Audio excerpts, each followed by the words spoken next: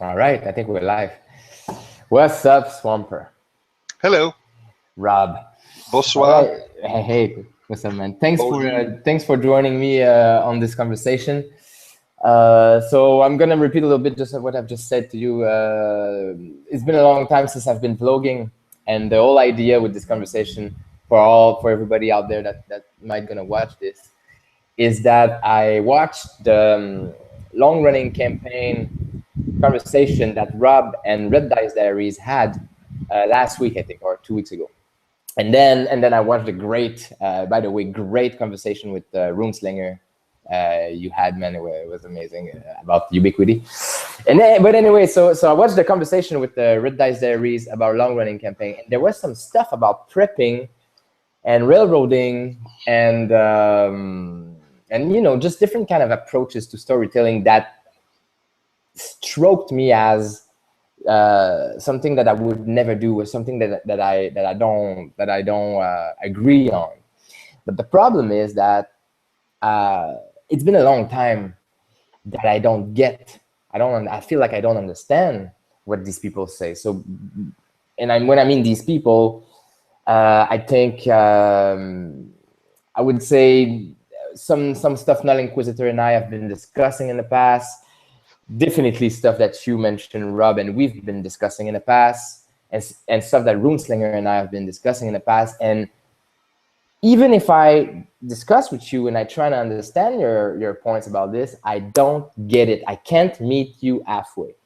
So to make a long story short, I'm gonna quote a classic quote from Vincent Baker in Apocalypse World, and it's gonna illustrate what we're going to talk about here.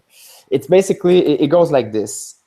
All right, everything you say, you should do it to accomplish these three and no others. So it's not, for instance, your agenda to make the player lose, or to deny them what they want, or to punish them, or to control them, or to get them through your pre-planned storyline.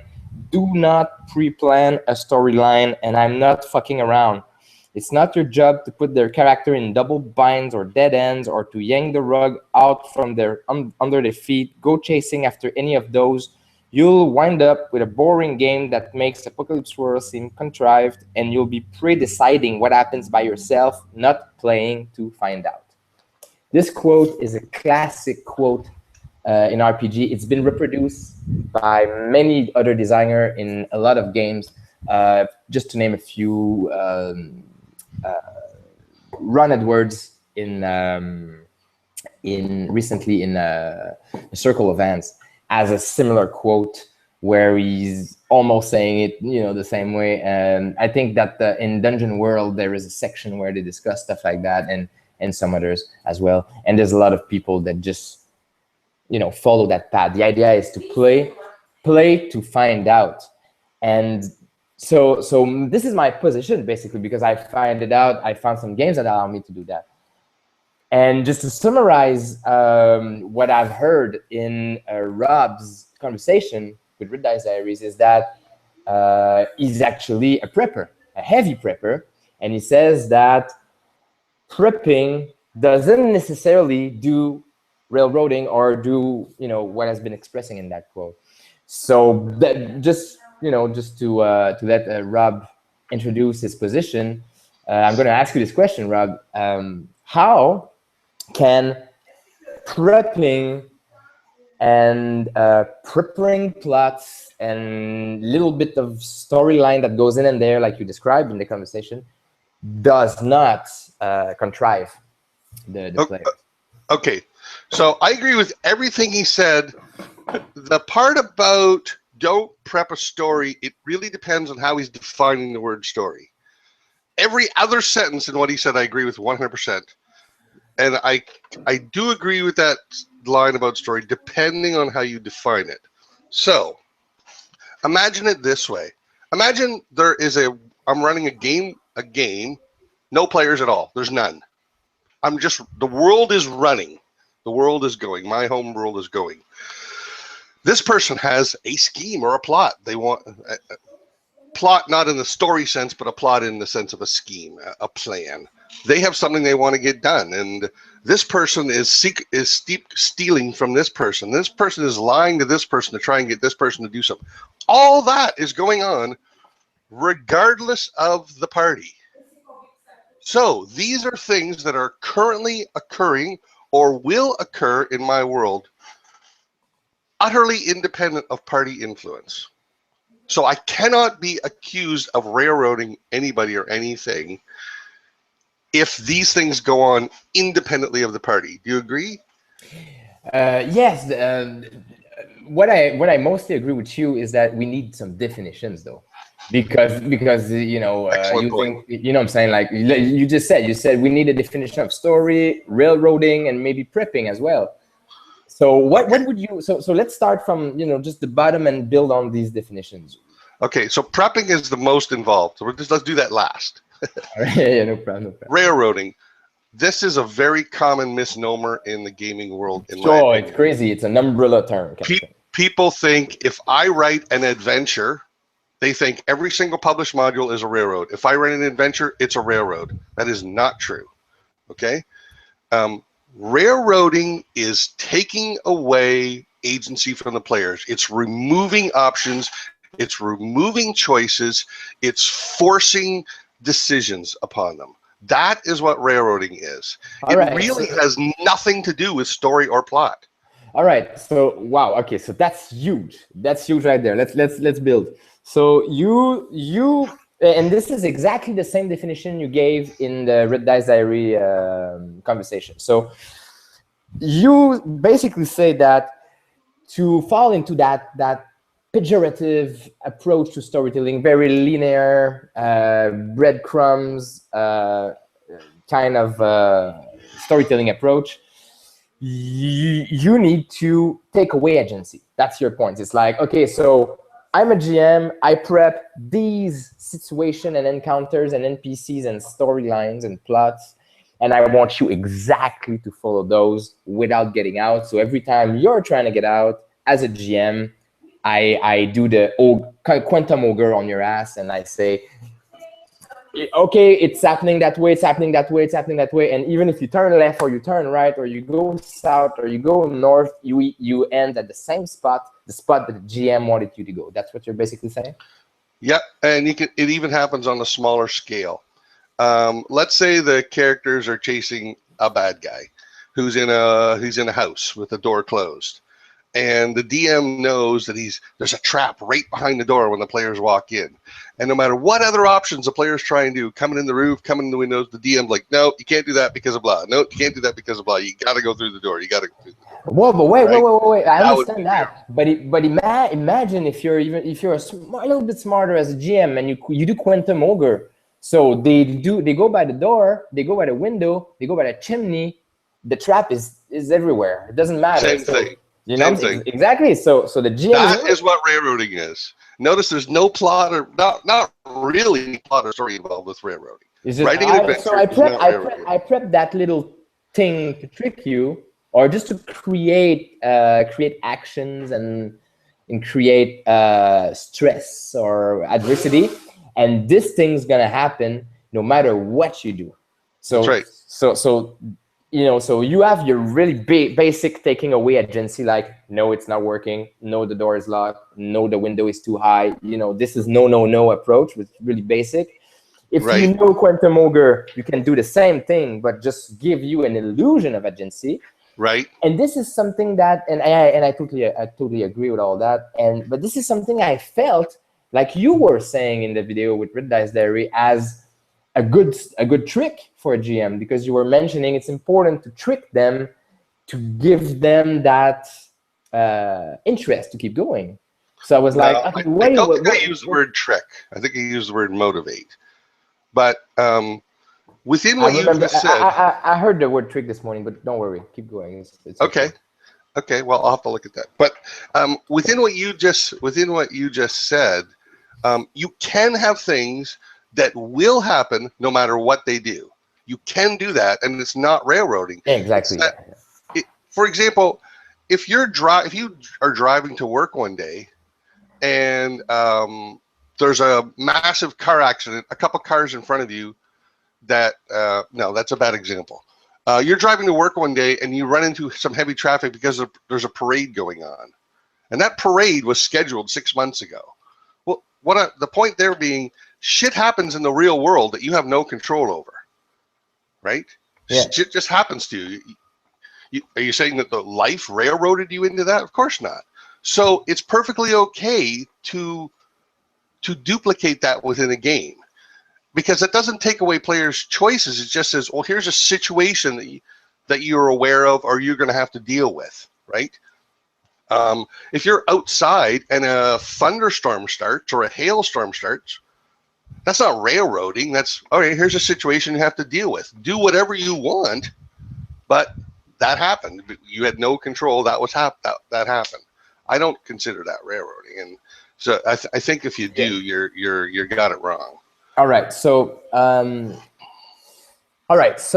start to understand a little bit what you're trying to go at, but let's go to prepping a little bit, because my main question here is, considering what you're saying, you compared in the video, you did something I will never do, and I have been talking about this in the past, is comparing an RPG session to either a TV show or a movie or a video game or a book or whatever, and you said it's neither of those. It is a soap opera, and then you compared it to a special kind of TV show that is a soap opera, and you say write your adventure the same way, and you know it's gonna be pretty successful basically, and you are focusing on the idea of writing the adventure.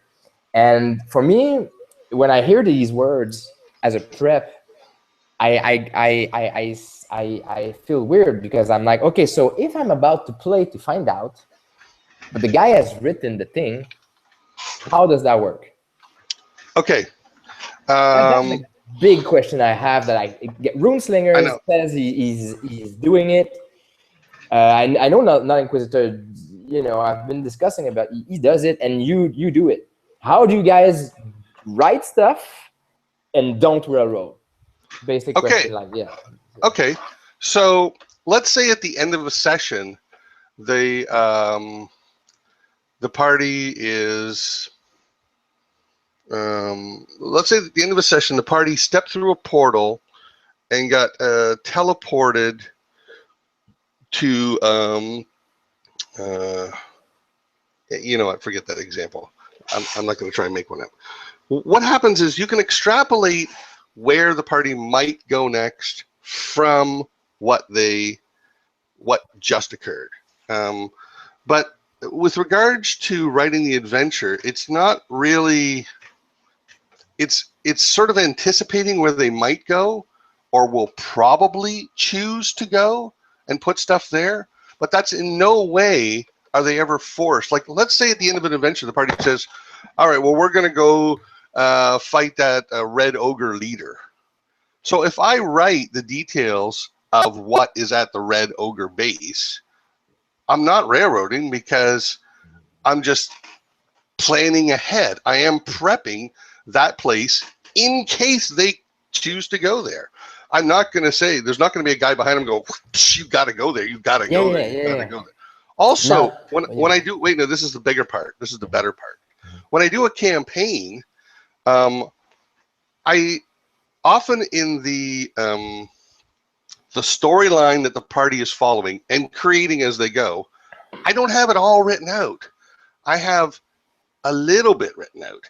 And then the party does something, and then I have ideas of what might come next and what might come next. But at the same time, I've got 5 or 6 or 7 or 8 of these going on. The players all have personal quests. I have no idea when I sit down, not no idea, but I don't have a great idea when I sit down as to which one of those threads are going to choose to follow, right?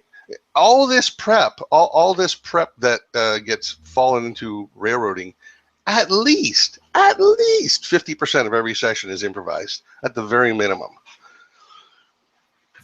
All right. That's just to answer your question, but yeah. So it's a great answer, because so I feel like in order to understand the preppers, I'm gonna call your camp, you know, the other people have been discussed, the preppers, the one that preps. Yes. And the GMs that PhD. what? Kirk Weeb, PhD in D. He heavy prepper, more than me even. All right, no problem. So the preppers, you know, like the one that prep, and when they come to the table with the people they play with, you know, they have a structure they are following. They have NPCs ready to answer their questions. They have all these stuff, and it's all written down. It's all prepped with some people do bullet points on the cards. Some people have the whole storyline written. Doesn't matter your style of prep. You what you do, the most important word is the anticipation. You said, you know, the last session ended as they are going to this place, so I anticipate them to go there because that's what they told me they want to do. So therefore I'm getting ready. I don't know what's gonna happen. I don't know how it's gonna happen. I don't know who's gonna do what, but I want to have some sort of material to work with when they're gonna do what they want to do, right? Yes. So basically, that's what you're saying. Yes. All right. But that's not all that's prepping. That's just adventure prepping. Yeah.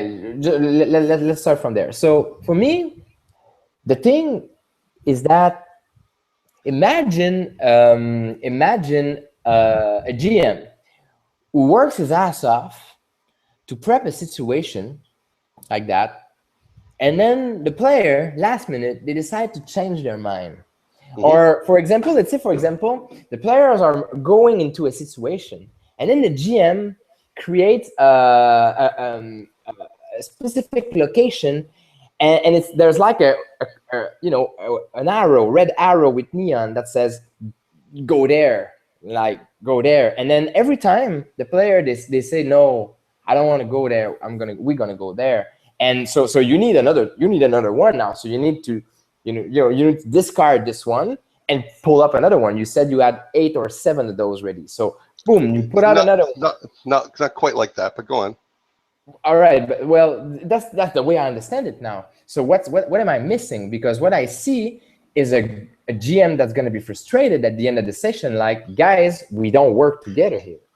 Okay. First of all, the one argument you made, well, if you prep an area that you think the players might go explore and then they choose to go somewhere else, you just wasted your time. So why bother prepping that? Mm-hmm. I have run, I'm not boasting, I have run more than 2,000 adventures that I've written. It's never, ever, ever, ever happened to me that a party didn't go in the direction I expected. Not one time in 2,000 sessions. Mm-hmm. So I don't consider that a real worry. But what I mean is I don't mean multiple locations for them to explore. It is a total sandbox. It's a total sandbox.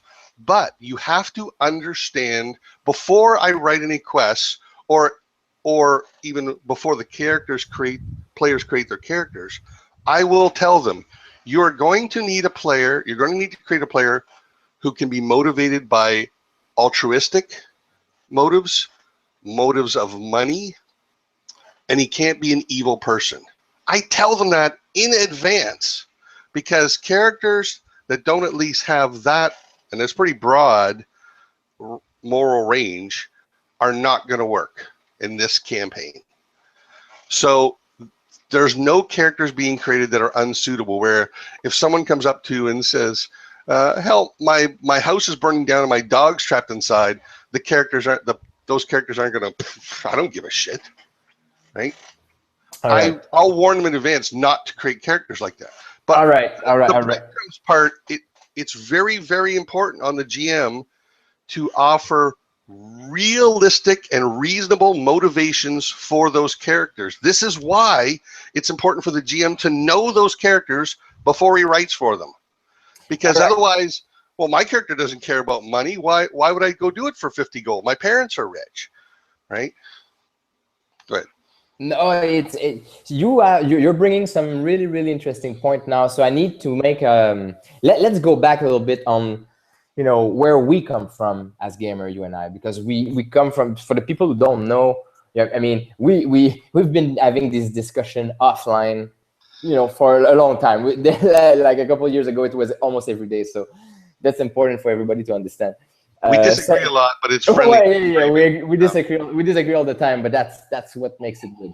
The other thing is that we also have different background. I've been, I haven't been gaming for a long time. I'm fairly new to this, and I went from traditional games to indie games, and now I'm into the indie games now, and my position is completely different from this. Like completely. I don't prep. I don't want to prep, and I don't want to play with people that prep. It's really important for me because when I play with people that prep, we're going to talk about this. When I play with people that prep, I feel, and this is why I want to come to this. Oh, and before this, and Rob, on the other hand, comes from really traditional, D&D background of gaming for a long time. And recently, I've opened up to like Fate, Ubiquity, Traveler. What else? That's about it. I played Vampire the Masquerade a little bit. A little bit of World of Darkness. So just recently, I've been opening up to different kind of storytelling approach. But basically, he is in that GM is the one that controls the world, and you need a world to be ready before going to the table. Absolutely right. Yeah, exactly. So these are different kind of approaches to storytelling, and I want to find a way in the middle. Now, coming back to what you just said about the characters and the motivations and all that.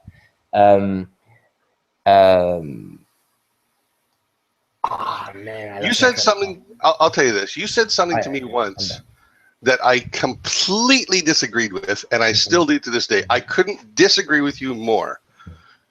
You said that the GM should not look at character backgrounds. He should not care about what the character's goals or motivations are, and just provide a story. And my opinion is a GM should not for one shots, two shots, they're different things. I'm just talking longer games. But for the longer games, never write in a bubble. It's always to your detriment to write in a bubble. Because if you write in a bubble with no care to the characters or the motivations, you're writing a generic adventure instead of a customized adventure. Yeah. But I remember when I said that, but since then, I changed like so many times, and I don't even agree with what I said, because I don't prep anymore. I really just don't. So just coming back to what you just said, though, I don't want to lose my train of thought again. For me, if I play with a prepper like you, and this is on another level of consideration here, is that I know that what you're giving me as a GM is something that you've worked on, and I keep on using my agency to do something else because I want to do something else, and at a certain point, I'm gonna feel bad as a human being for you, and this is exactly, I think, where this guy said the people are gonna be feeling contrived. Because as your friend, as a gamer, as a man, I'm gonna be like, okay, I have to go there. He prepped this thing. He must have an idea there. I need to go. I cannot keep on.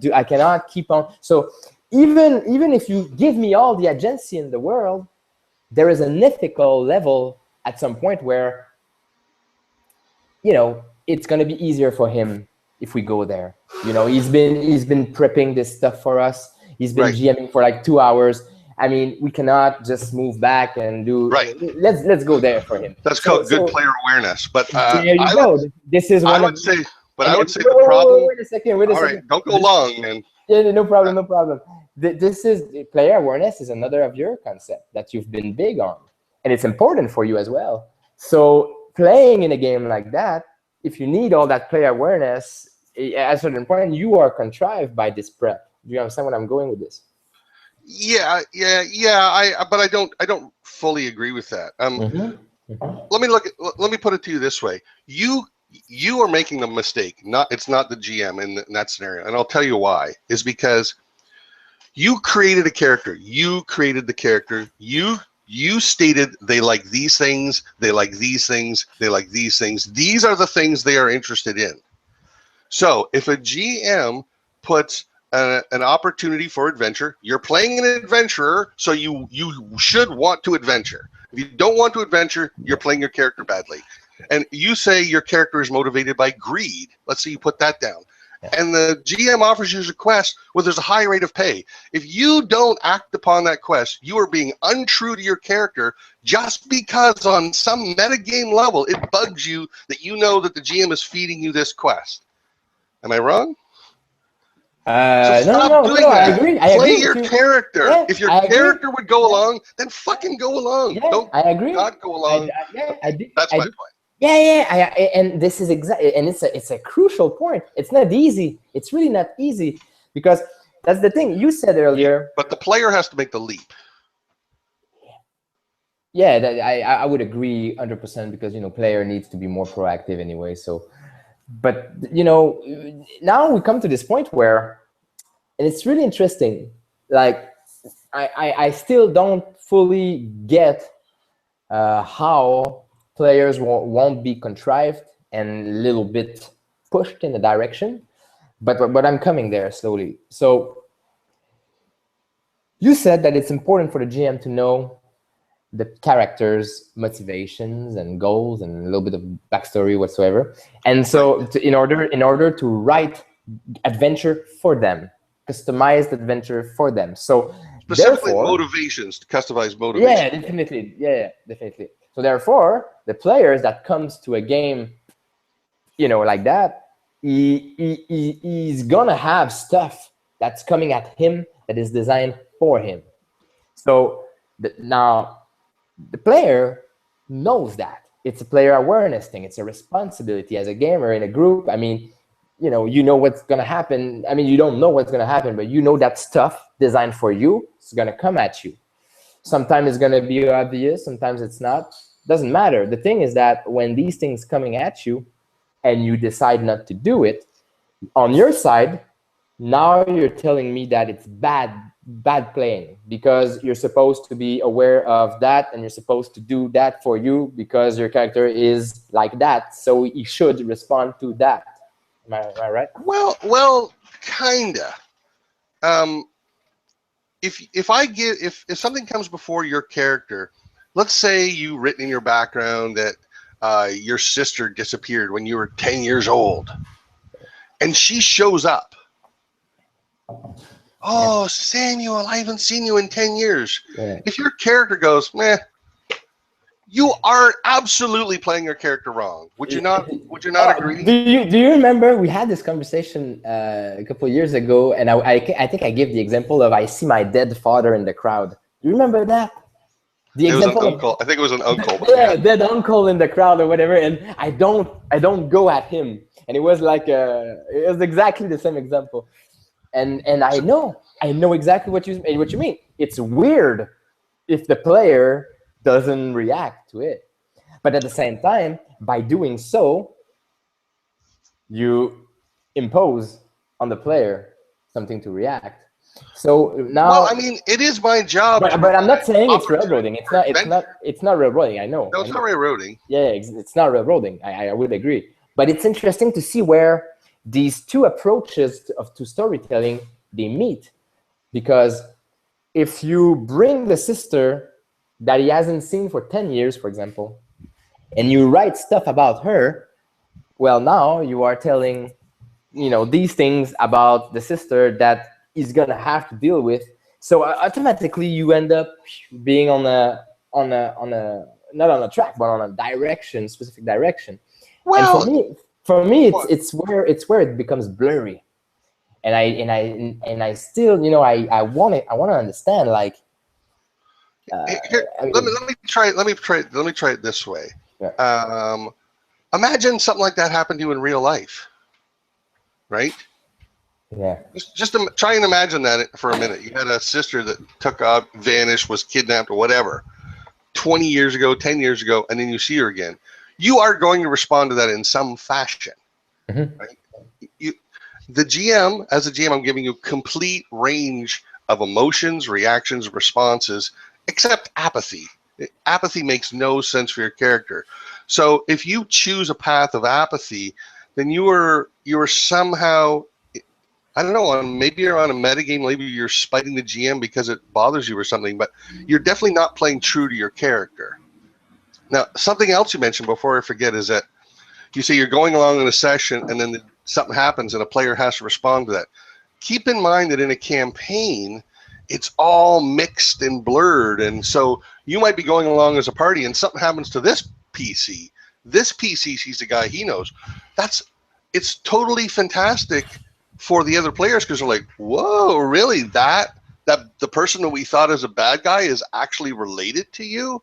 Maybe you want to talk to us about this. Maybe you got a story to tell us. Or maybe you want to just, maybe that person says, no, I don't want to discuss it. Any of that can happen. That is wonderful stuff for me as a GM because I have no idea what's going to happen. I don't put outcomes. I just place situations or opportunities before the party. I have no idea of the outcome, which is I wouldn't have it any other way. It's way more entertaining. All right. So now I understand, but it leads me to something you mentioned though, and now I don't want to put you on the spot, but in the video, because for me it's striking. A lot of people, all the preppers I hear, the vloggers out there that they talk about prepping, and that like they describe that they wrote stuff for their players, and then the players were, you know, turning around and almost getting there and almost learning what the plot was, and you're holding yourself not to tell them what's gonna happen. And in the video with Red Dice Diary, you mentioned that sometimes like, I want to tell you where to go, I want to tell you this, but I can't because I want to give you the, you know, the agency you need to have fun in the game and all stuff like that. And I keep on hearing stuff like that. I keep on hearing like the GM knows something that the player doesn't know, and it's about to be exposed, and I can't get my head around how that is not, you know, giving them, you know. Do you understand? Do you understand what I'm saying? Because I feel like the people that write stuff, that prep, they have this experience that comes at them sometimes where, you know, the player doesn't know where to go and they want to help them, but they don't because they don't want to railroad them. For me, it's like it feels like it's flirting with the line of. I see that, but I think the reference I was referring to wasn't feeding them the next part of the plot so much as I'll have things called reactive encounters. Okay, so a reactive encounter is you're in an inn, you're asleep in an inn, it's 2 a.m, and all of a sudden you hear smashing of glass downstairs. As you wake up, you look out the window maybe and you see armed men running alongside. You can smell smoke. You realize the building is on fire. That's a reactive encounter. I just do something about it. Deal with it or die, basically. Stay in the inn and die, or you can do something about it. So that's a reactive encounter. So I think what I was referring to about keeping stuff in my back pocket was those reactive encounters. I will intentionally. I have a campaign starting on August 14th. It's going to be on YouTube, probably go a year. And I already have some ideas that about 6 or 7 or 8 sessions in, I'm going to have this guy show up. And about 4 or 5 sessions in, I might have this event occur. That's the kind of stuff that I'm bubbling and struggling to hold inside because I can't wait to see how they respond when that occurs. But that's not really directly to the plot. One other little thing I mentioned is you talked about GMs getting frustrated when players ignore stuff. I would only get that way if they were ignoring everything, if they were being this, yeah, don't care about everything. They don't have to pick up on everything, absolutely not. I even have some quests that are not even really quests. They're just an opportunity to respond or not. Let me give you an example. Let's say your character, you're walking around town, it's 10 o'clock at night.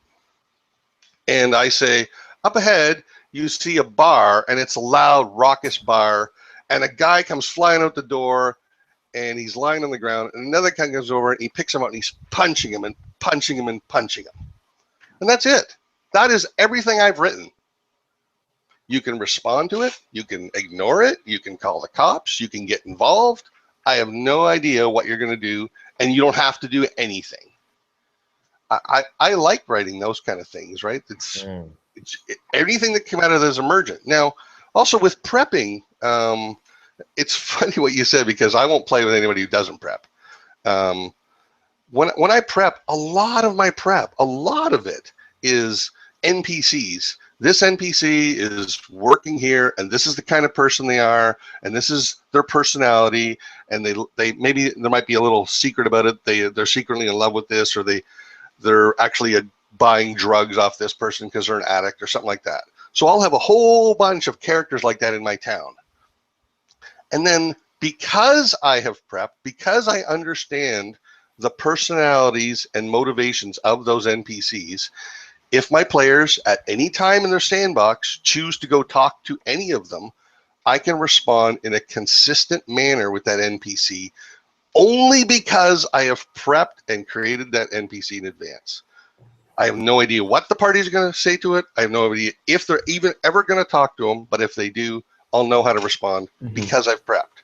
This is what I this is something I get though. The preppers, the one that likes to prep, they love that stuff. They love spending, at home alone, writing the things and waiting for it to maybe occur in the world with the PCs. And this is the thrill. This is the fun they get out of it. And I totally get that. I did it in the past when I first started in RPG. That's how, that was how I was doing it. And I totally get that. But now let's try something else. You just said, I will never play with someone who doesn't prep.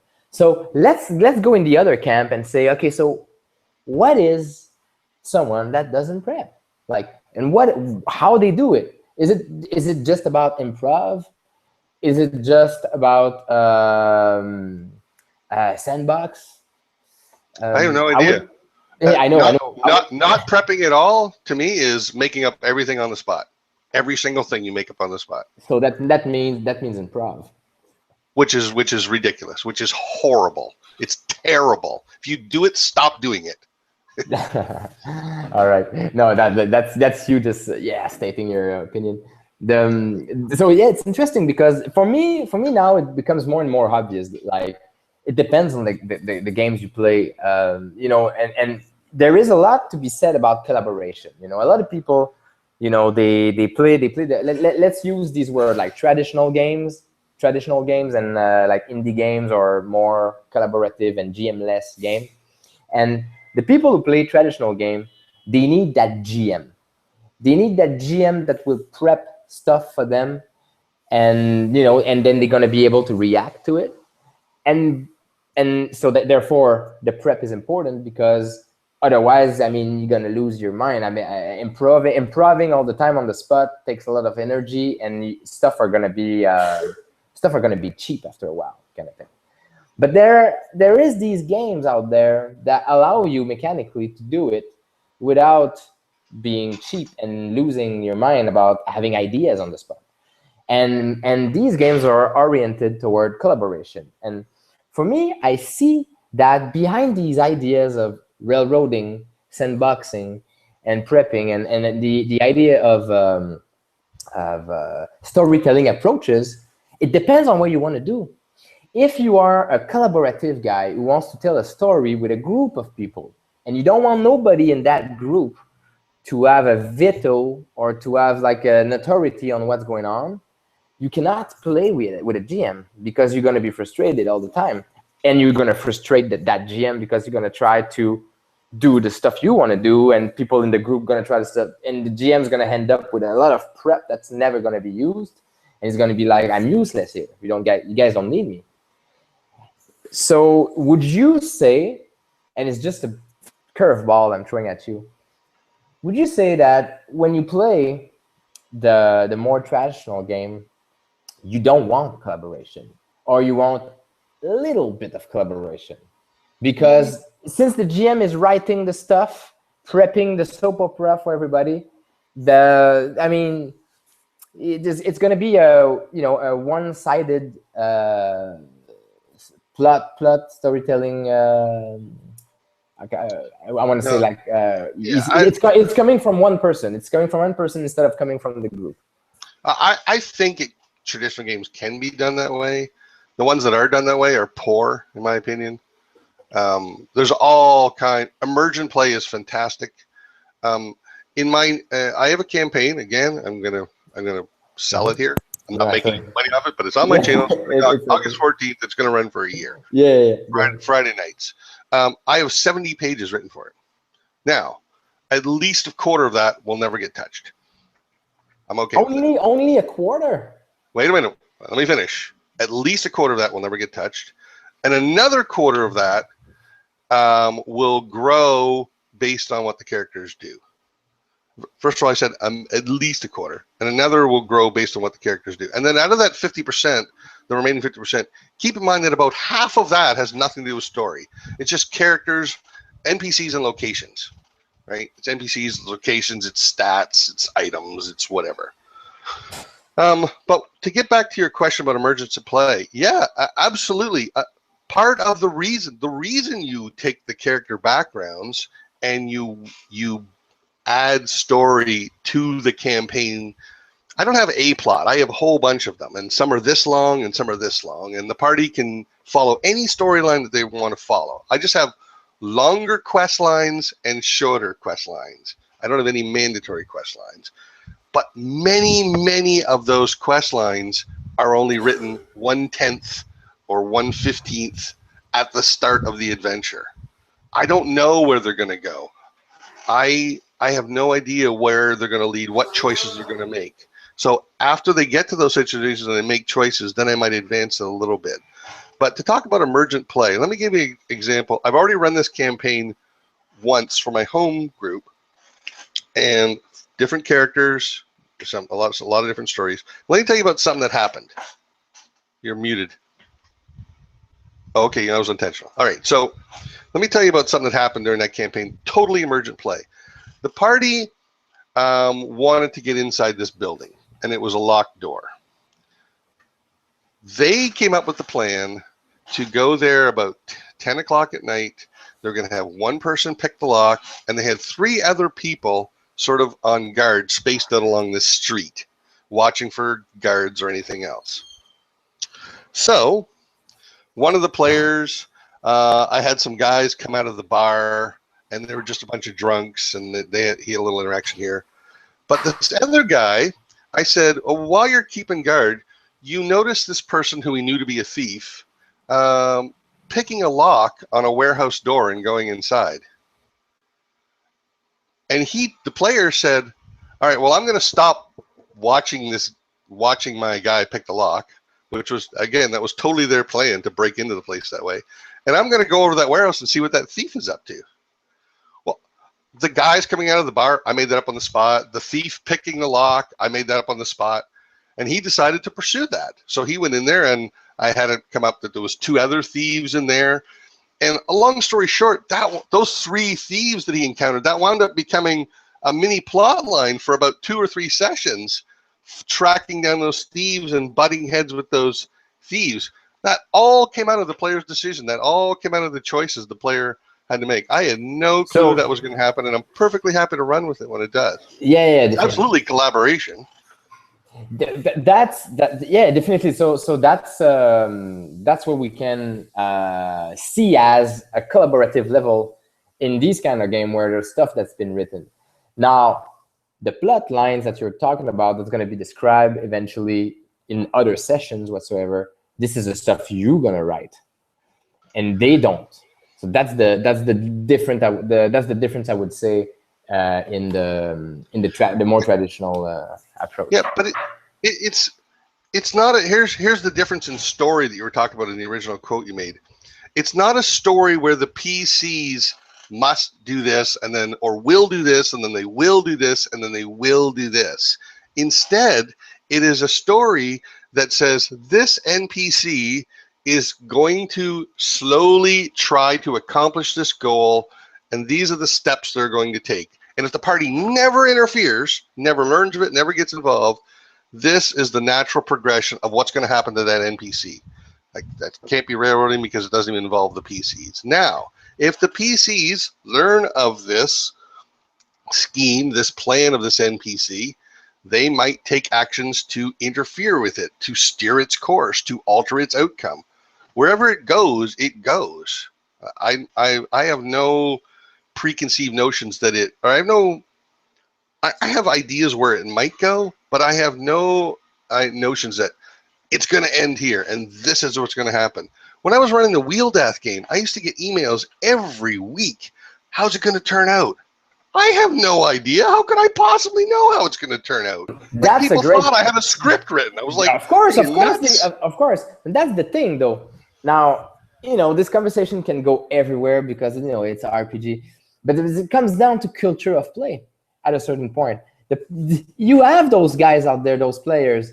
It's a TV show for them, and you're the one that's going to tell them, what's going to happen. You're the one who has the plot and the story in their head, and so they want to follow your breadcrumbs. And that's another thing. Sometimes the GM in this kind of environment of gaming, they end up railroading, not because they want to, but because the player keep on following exactly what they show. So it ends up looking like one, but the group has make a collective, full of agency choice to go where exactly the GM tells them because they trust him so much. So you end up having a straight line, perfect line of everything the GM says goes, but it's not because the GM wants it. It's just because the group does it. And it's interesting enough to see that. How are we going to call this kind of group or this kind of storytelling approach? We cannot call it railroading because the GM will never get that pejorative word on his shoulder because that's not what he wants to do. But this is the result because the group, I would say the group is so symbiotic. They trust each other so much. They like each other so much. They trust the GM's ideas so much because they've been playing together forever, that it end up being like that anyway. And that's interesting, and I think it's worth noted that sometimes you have a really linear experience based on the GM's idea, not because he reinforced it, but because everybody wants to do this. And it's, I think the confusion for me as a gamer and as someone who's trying to do, not just being indie, but trying to look around a little bit, I feel I get confused sometimes because I see an experience of gaming that looks like that when it is not in the experience of the people who are doing it. Do you understand what I'm saying? Yes. Yeah. I know that's it's a good point. I know it's intricate. I know it's subtle, but this is exactly where I'm at because I'm trying to understand. And I start to get a little bit more because you're mentioning stuff that Runeslinger told me in the past. But still, it's still blurry for me. It's still hard,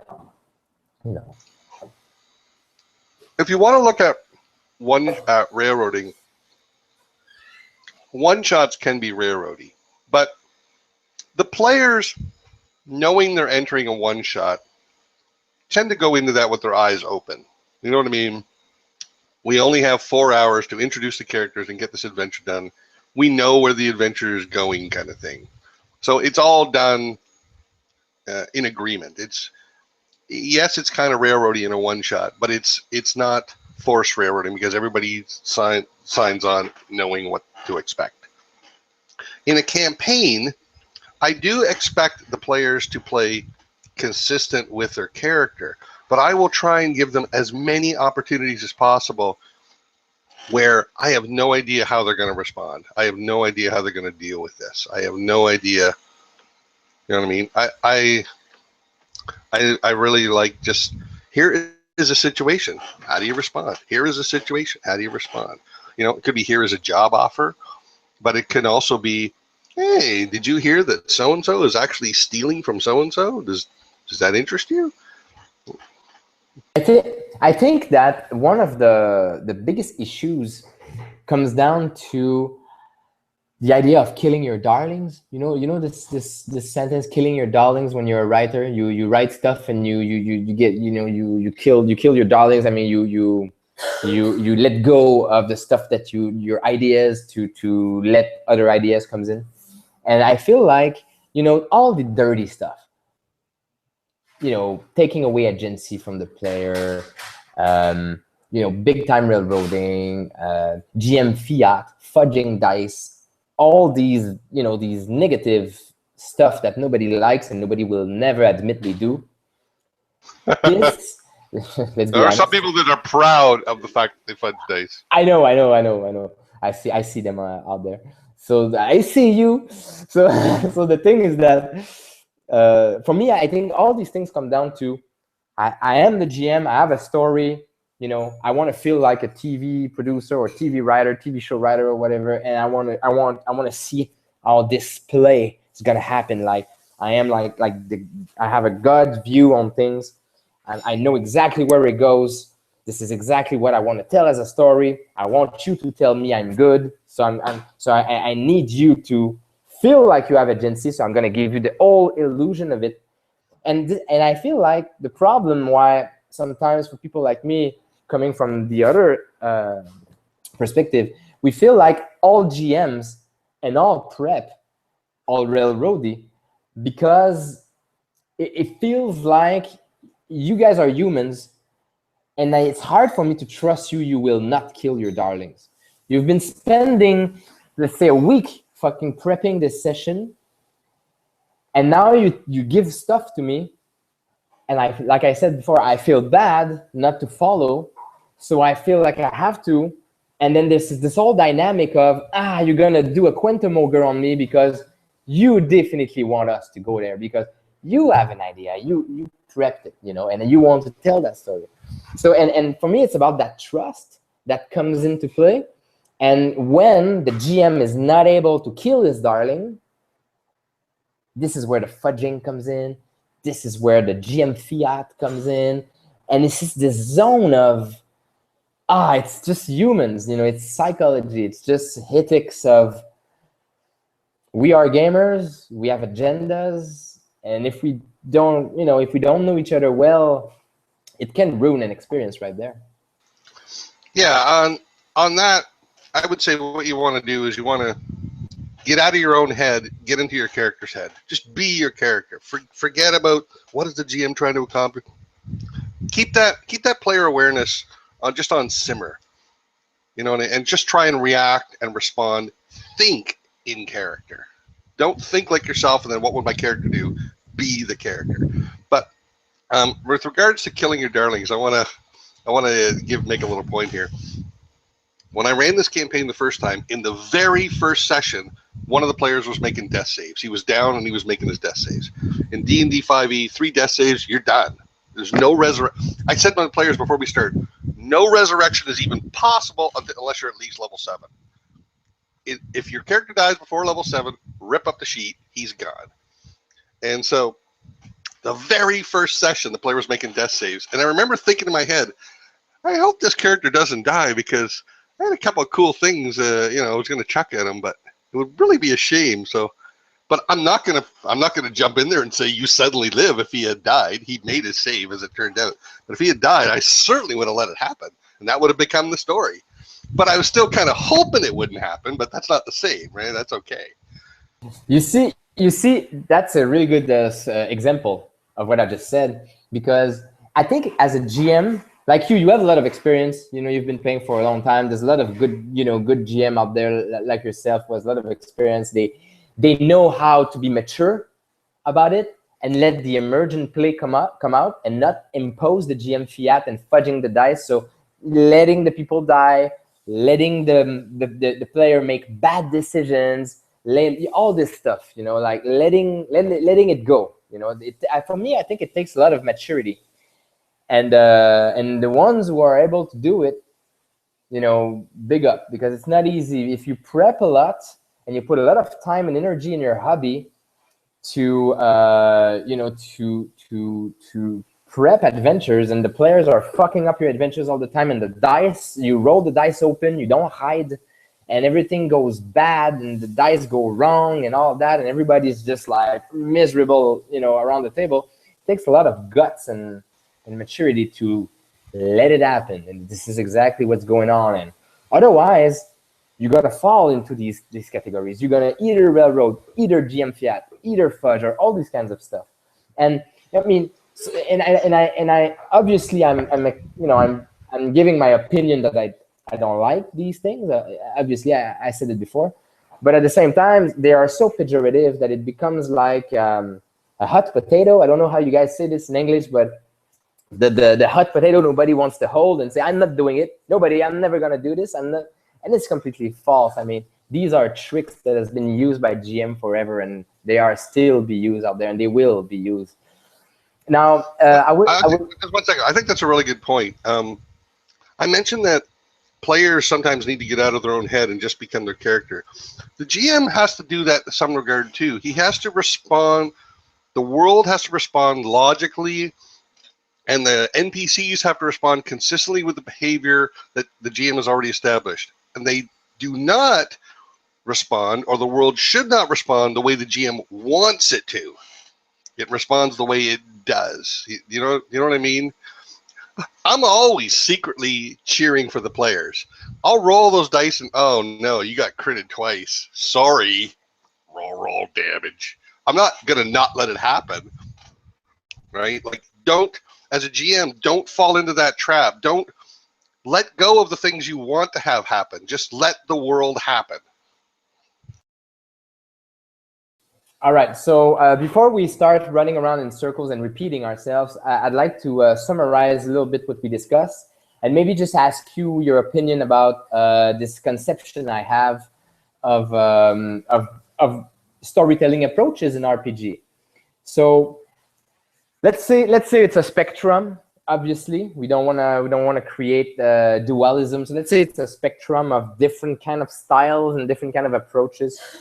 You have your full GM-less, full collaborative, no prep whatsoever, follow the rules of the game, and it's going to lead you somewhere kind of storytelling where everybody is involved equally. There's a lot of good examples of that, like Archipelago, stuff like... Fiasco? What? Fiasco? That's a GM-less game. Yeah, Fiasco, but even RPGs like maybe... Feed or Human Contact or stuff like that. So these are where you have your full collaboration in the game. Just everybody tells the story together, and there's no prep or really minimalist prep involved, just to cut like words or whatever. And then you have the other opposite, where it's like GM writes everything, preps a whole lot, and the players follow the plot. And where the story is told in advance, the story is known in advance by one guy around the table, so no collaboration or really little collaboration coming from a little bit of emergent play like you described. And then I would say that somewhere in the middle, there is people maybe like you, I don't know, because I don't remember, we didn't play a lot, we play a little, but we play a lot. At least you say you would fit maybe in that place where Runeslinger also might fit in that place where they say that you guys don't railroad, but you prep. And you guys create those situations that are anticipating a little bit what the player might gonna do. And like this guy said at the beginning of this conversation, you play to find out. So you have a little situation that you written. This is the prep. You engage yourself as a GM, and you play to find out. So you can. It's kind of. This is how I would describe where the two worlds meet together. The intention is to play to find out. This guy is telling you, Ron Edwards, all these indie guys, they tell you, play to find out. These guys say no prep, but you guys say, it's possible to prep a little, prep a certain way, and with enough maturity, enough self-control, enough, integrity, you can end up doing the exact same thing, but with prep. Would you agree on that? Yeah, I think that's a pretty good summary. I think that's pretty fair. You feel sure, you're prepping locations, prepping other people that are in the world. is not prepping. You know, it's like it's just you're just creating a sandbox, right? People that don't prep at all. I wonder. So you're just literally making up every single thing off the top of your head. Like, well, that's a topic for. Or do you show up with an idea? Because if you showed up with an idea, then you prepped, didn't you? Nah, no, there's no. That's the whole idea. Yeah, I can't even imagine how that could be fun. It's gonna happen. Maybe one day I'll show you. I can even do one shot with no. So like you're saying, literally, you could just start running a campaign right now. Yeah. Yeah. And I guarantee you, I would bet my life that it would be inferior to a prepped campaign. Oh well, that's oh my god. Now it's gonna become personal. But I'm just saying. But, yeah, I know. It's ridiculous. I know. But yeah, it's possible. And you said earlier, but you need a good game for it, though. There's a game. There's games out there that will do it for you, but there's most traditional game they won't. You need the right system. That's you fair need, obviously.